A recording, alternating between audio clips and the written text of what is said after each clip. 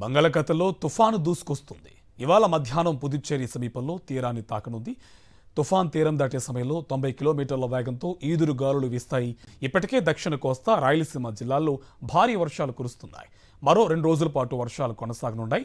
దక్షిణ కోస్తాలో అన్ని పోర్టులకు 3వ నెంబర్ ప్రమాద హెచ్చరిక జారీ చేశారు. సముద్ర వాతావరణం అల్లకల్లోలంగా ఉంది.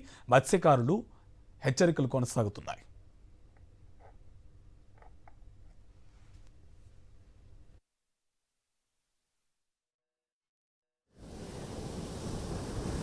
బంగాళాఖాతంలో తుఫాను దూసుకొస్తుంది. ఇవాళ మధ్యాహ్నం పుదుచ్చేరి సమీపంలో తీరాన్ని తాకనుంది.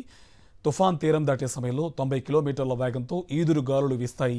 ఇప్పటికే దక్షిణ కోస్తా, రాయలసీమ జిల్లాల్లో భారీ వర్షాలు కురుస్తున్నాయి. మరో 2 రోజుల పాటు వర్షాలు కొనసాగనున్నాయి. దక్షిణ కోస్తాలో అన్ని పోర్టులకు 3వ నెంబర్ ప్రమాద హెచ్చరిక జారీ చేశారు.